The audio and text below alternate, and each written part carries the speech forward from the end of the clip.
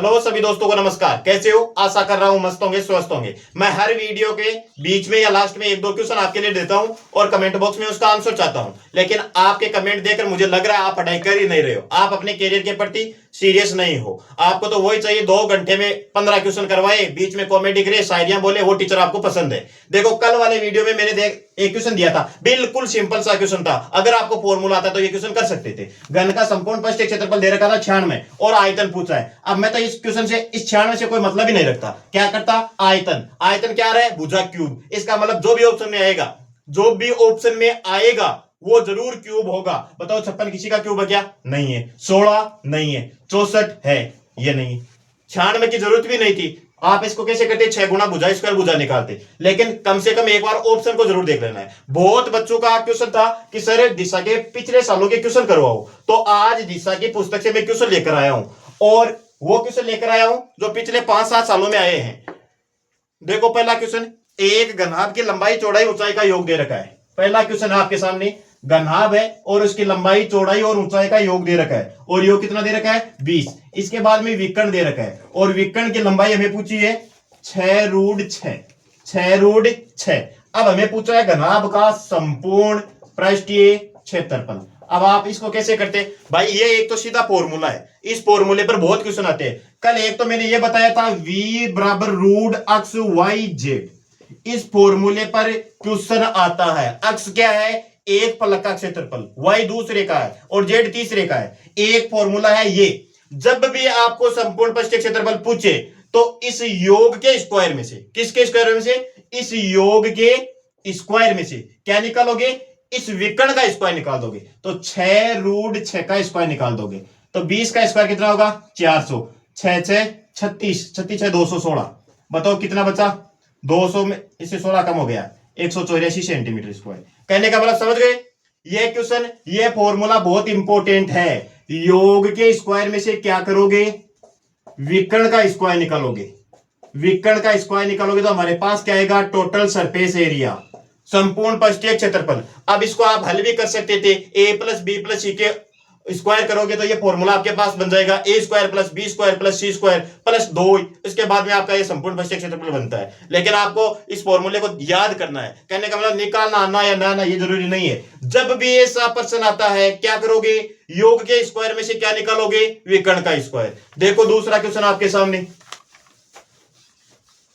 Question number 2। अब दूसरा क्या क्वेश्चन दे रखा है दिशा की पुस्तक में?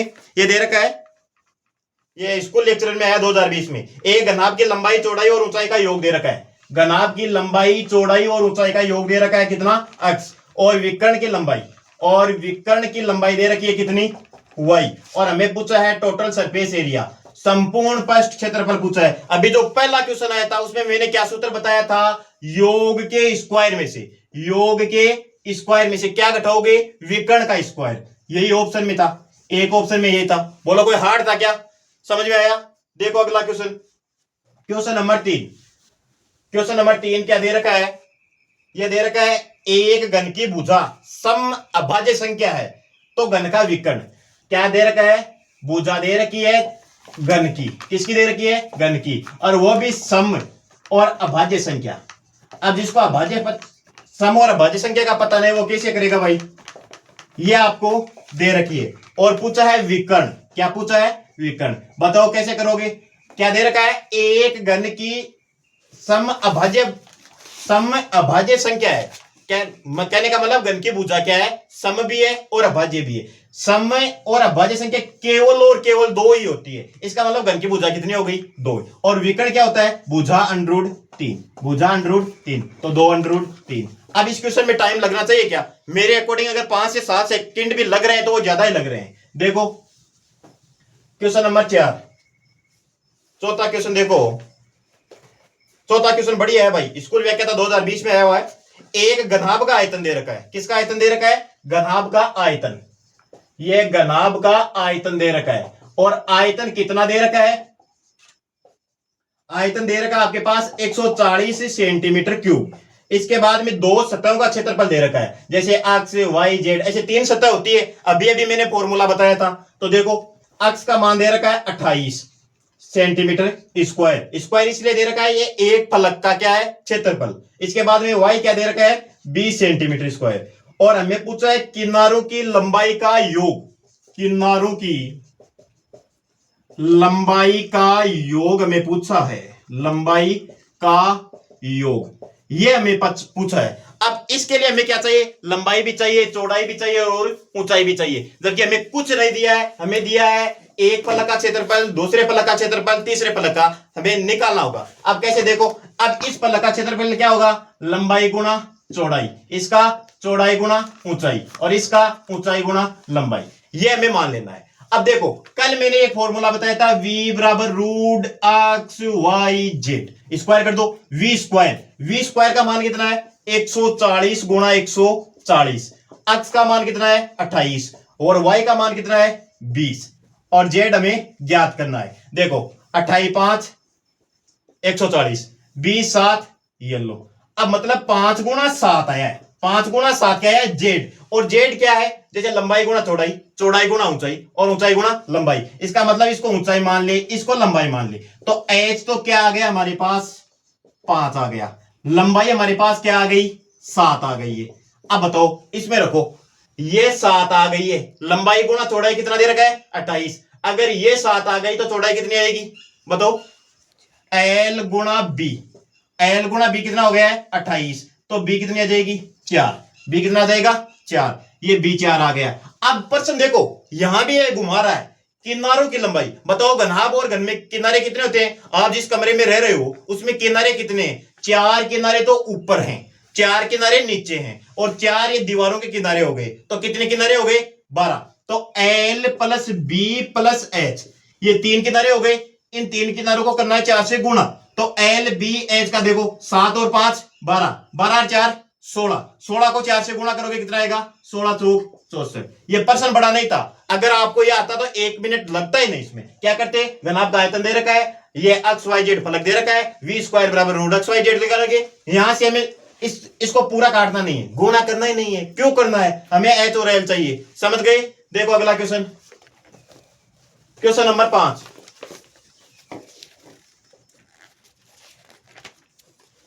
पांचवा क्वेश्चन दे रखा है,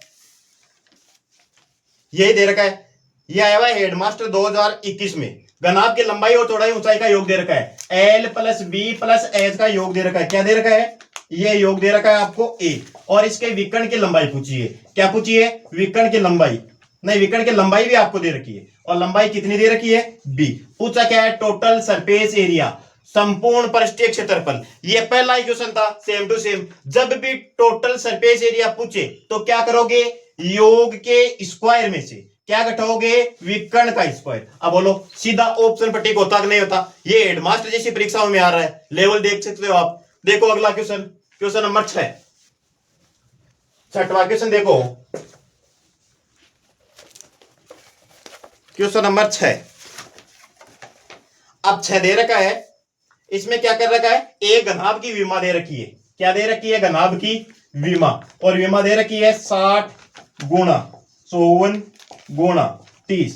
अब ये बोल रहा है घनाभ के अंदर 6 सेंटीमीटर भुजा के कितने घन रख सकता है। अब घन की भुजा दे दी, घनाभ की भुजा दे दी, घन कितने हो सकते हैं, कहने का मतलब घनाभ का आयतन बट्टा घन का आयतन, और क्या करोगे 6 गुणा 6, इसको सीधा हल करना था, कर सकते हो। देखो अगला क्वेश्चन, कहने का मतलब कोई क्वेश्चन हार्ड आ ही नहीं रहा है।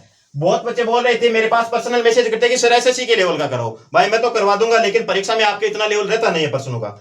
एक प्रश्न और देखो आप, अब इसमें दे रखा है 2 घनों का आयतन, क्वेश्चन नंबर 7 है, 2 घनों का आयतन दे रखा है, और घनों का आयतन कितना दे रखा है 27:64 में दे रखा है। हमें पूछा है क्षेत्रफलों का अनुपात, क्या पूछा है, क्षेत्रफलों का। कल वाले वीडियो में मैंने बताया था आयतन का मतलब भुजा क्यूब होता है, तो इसकी मतलब इसकी भुजा कितनी हो गई 3, और इसकी भुजा कितनी हो गई 4। अब हमें पूछा क्या है, क्षेत्रफल, तो 3 का स्क्वायर, भुजा स्क्वायर, 3 का स्क्वायर कितना होगा 9, और 4 का स्क्वायर कितना होगा 16। बोला समझ में आया। इस प्रकार का बहुत सिंपल क्वेश्चन है, देखते ही टिक लगाओगे। क्या दे रखा है, आयतन दे रखा है, भुजा निकालेंगे, अगर भुजा दे रखी है आयतन निकालेंगे। इसी प्रकार के प्रश्न आपसे पूछेगा।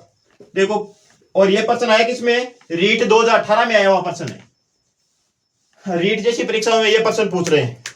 तो देख लो आप। अब रीट 2011 में एक सिंपल सा क्वेश्चन दे रखा है आपके सामने, एक किताब दे रखी है। क्या दे रखी है? किताब। और पूछा ये क्या है, बताओ क्या है?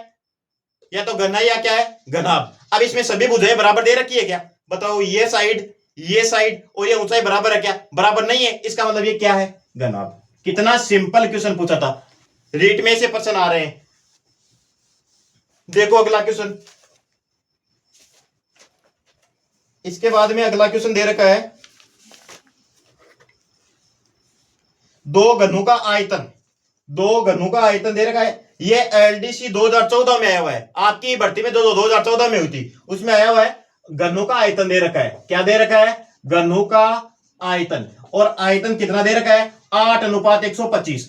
और पूछा क्या है? कोर। कोर का मतलब क्या होती है? भुजा। भुजा का अनुपात पूछ लिया है। अब सीधा है भाई, आयतन क्या होता है? भुजा क्यूब। ये कितने का क्यूब है? 2 का क्यूब। और ये कितने का क्यूब है? 3 का क्यूब। प्रश्न में देखने के लिए मतलब देखते टिक लगा सकते हो, पर आपको इसके लिए क्या करनी पड़ेगी? प्रैक्टिस। अब 125 5 का क्यूब ही नहीं आ रहा है भाई साहब, 5 का क्यूब निकाल रहा है, तो समझ लो आपकी कंडीशन क्या है। 20-25 तक आपको क्यूब भी याद होने चाहिए।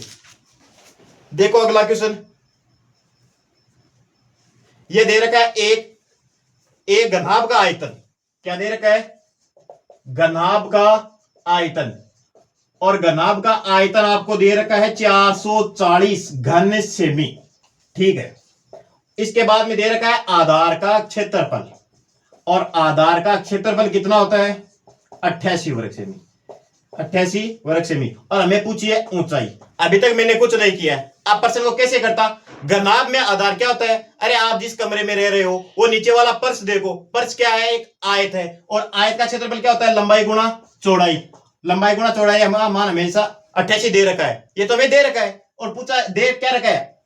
एच पूछा है, मतलब आयतन में रखो इसको, लंबाई गुणा चौड़ाई गुणा ऊंचाई बराबर 440 दे रखा है। जबकि एल और बी का मान कितना है? 88 गुणा एच बराबर 440। अब आप इसको काटोगे, बताओ, बाई दूनी 44 और बाई चौक 88, 4 का भाग दो कितना आएगा? 5।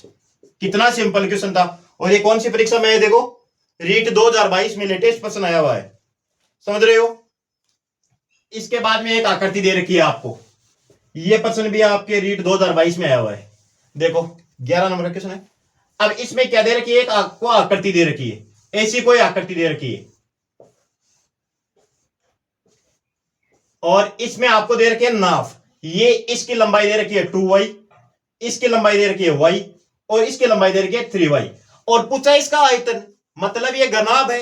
और घनाभ का आयतन क्या होता है? लंबाई गुणा चौड़ाई गुणा ऊंचाई। इन तीनों को आपस में गुणा करना था। 2 एकम 2, 3 दूनी 6, 6 तो ये आ गए। कितने y है? 3, तो y क्यूब। अब बताओ इस क्वेश्चन को आपको पेन भी लगाने की जरूरत थी क्या?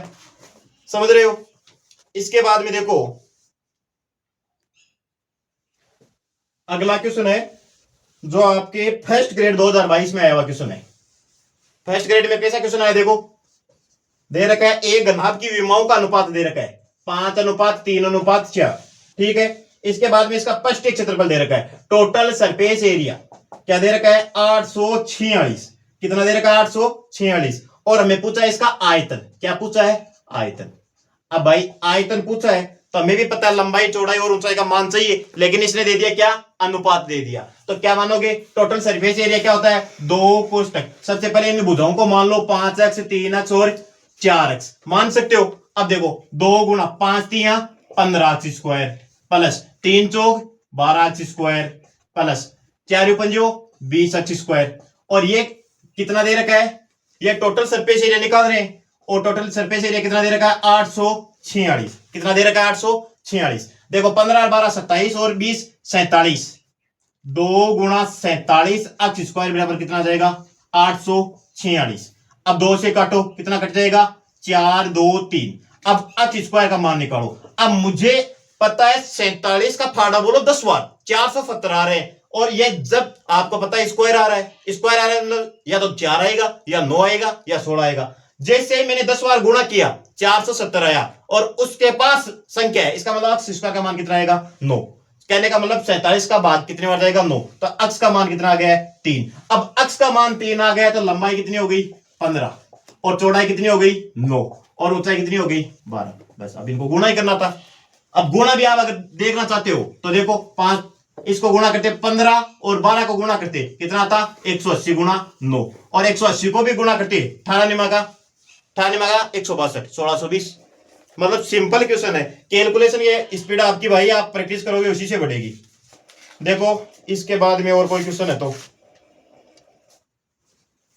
अब एक बढ़िया क्वेश्चन है और वो क्वेश्चन आपको कंफ्यूज भी करता है।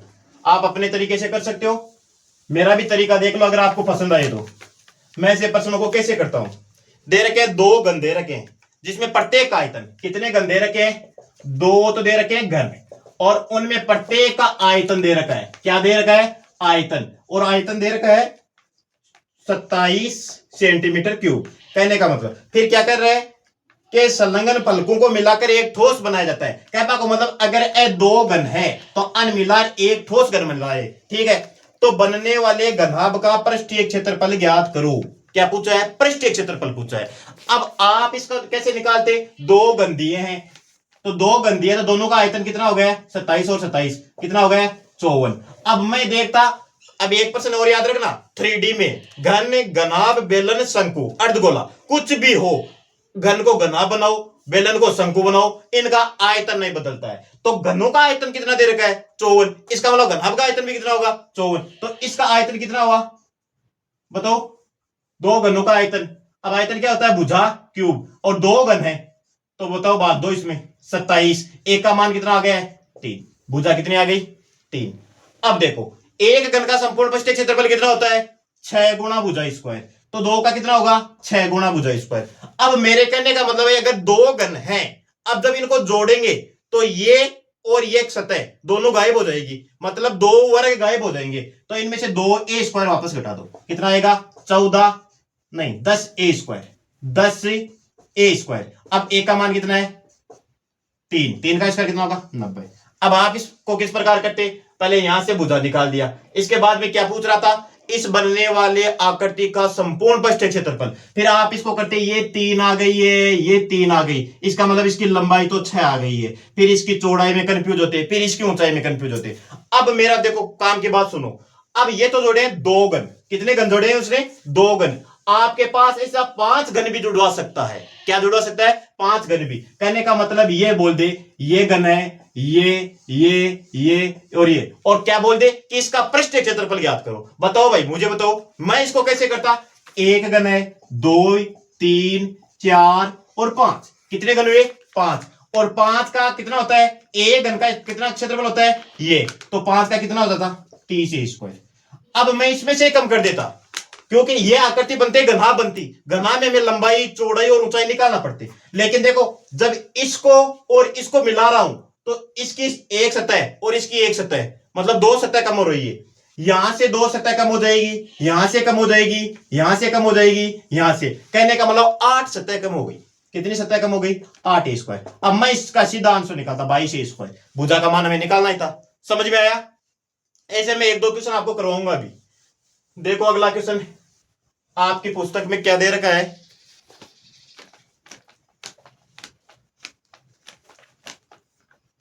हाँ एक घन के किनारे में 20% की वृद्धि की जाती है। अब घन है अरे भुजा 20% की वृद्धि कर रही कता की वृद्धि कर रही 20 की वृद्धि कर रही तो आयतन पर क्या फर्क पड़ेगा। आयतन हम जानते हैं भुजा क्यूब होता है। कहने का मतलब 3 बार ये घूमेगा। अब इसमें ऑप्शन भी देख लो ऑप्शन क्या दे रखे थे आपको 60 दूसरा दे रखा था 72.8 तीसरा दे रखा था 80 और चौथा दे रखा था 20। कहने का मतलब अगर आयतन ये भुजा को बढ़ा रहा है मुझे बताओ 3 बार भुजा को बढ़ाएगा 20 20 20 60 तो पक्का ही बढ़ जाएगा 60 से तो ऊपर ही आएगा। इसका मतलब ये ऑप्शन भी नहीं होगा ये भी नहीं होगा। अब इसको कैसे कैसे कर सकते थे। एक तो तरीका ये था कि 100 गुणा 120/100 गुणा 120/100 गुणा 120/100। दूसरा तरीका कैसे लगाते जो आपने प्रतिशत में बट्टा में जो सक्सेसिव मेथड पढ़ा है 2 पर निकालोगे 20 + 20 गुणा 20/100। कहने का मतलब x + y + xy/100। अब 20 और 20 तो 40 होते हैं ये कट जाएगा 44 आ गया। फिर 44 में 20 का और निकालोगे 44 20 64 हो जाएगा प्लस 44 गुणा 20/100। अब 8 और जुड़ जाएगा तो मतलब 64 में 8 जुड़ेगा बेहतर हो जाएगा। पूरा निकालने की जरूरत भी नहीं थी। समझ रहे हो। इसके अलावा आपकी बुक में और क्वेश्चन दे रखा है दो घनों का आयतन दे रखा है और आयतन क्या दे रखा है, ये कौन सी एग्जाम है, रीट 2016 में आया हुआ है। आयतन दे रखा है 27:64 और पूछा है क्षेत्रफलों का अनुपात। अब क्षेत्रफलों का अनुपात पूछा है तो हमें चाहिए भुजा, और 27 किसका क्यूब होता है, 3 का, और ये किसका क्यूब होता है, 4 का। तो देखो इसका क्षेत्रफल निकालोगे कितना आएगा, 3 दिया 9 और 4 चौक 16। समझ में आ रहा है ना, 9:16। शायद 1-2 क्वेश्चन और बच्चे मैं देख लेता हूं।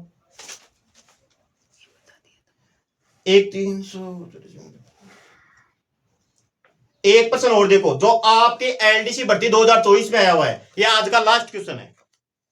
देखो क्या प्रश्न दे रखा था, 384 सेंटीमीटर की सतह क्षेत्र, क्या दे रखा है, 384 सेंटीमीटर के सतह क्षेत्र वाले बड़े घन को, घन का दे रखा है पृष्ठीय क्षेत्रफल, और कितना दे रखा है, 384, और वो बोल रहा है इसको मैं पिघलाऊंगा और कितने छोटे घन बनाए जा सकते हैं जिसके सतह का क्षेत्रफल कितना हो, 96। कहने का मतलब बना रहा क्या है, छोटा घन बना रहे हैं, लेकिन ई घन को क्षेत्रफल तो आतो है, छोट क्या को आतो है। अब क्या पूछा, कितने घन बन सकते हैं, तो इन दोनों का अनुपात ही निकाल दो ना भाई, पूरा हल करने की जरूरत क्या है। अब मुझे देखो 100-400 आ रहा है, इसका मतलब 1:4 आएगा, 1:4 एक क्षेत्रफल का अनुपात है, तो भुजा का अनुपात कितना आएगा, 2:1। अब क्या पूछा है, कितने घन बन सकते हैं, तो ये भुजा ही है, तो बड़े घन का आयतन बटा छोटे घन का आयतन। ये एलडीसी में पसंद था। कहने का मतलब अगर प्रैक्टिस अच्छी होती तो देखते करते इसको, अनुपात आया, इन दोनों का अनुपात निकाला, 1:4, भुजा आ गई, इसका मतलब बड़े घन का आयतन बटा छोटे घन का आयतन। जहां तक उम्मीद करता हूं मेरा वीडियो आपको पसंद आया होगा। अगर वीडियो पसंद आया है तो भाई आप लाइक और शेयर किया करो, जितना ज्यादा शेयर करोगे उससे मेरे को भी मोटिवेशन मिलेगा, आप अपने दोस्तों को भी फायदा होगा। तो चलो मिलते हैं एक नए वीडियो में, और टेलीग्राम पर जो क्यूज डालता हूं उनके ज्यादा से ज्यादा आपको सॉल्यूशन दिया करो। सोचो 60 दिन बच्चे हैं आपके पास, डेली के 15 क्वेश्चन डाल रहा हूं, 900 क्वेश्चन भी आपकी प्रैक्टिस होती है, आप खुद भी पढ़ते हो, इससे आपके बहुत ज्यादा प्रैक्टिस हो जाएगी। और जब मैथ में प्रैक्टिस होती है तो याद रखना कॉन्फिडेंस आएगा, और कॉन्फिडेंस ही सफलता की पहली कुंजी है। तो मिलते हैं अगले वीडियो में, तब तक धन्यवाद।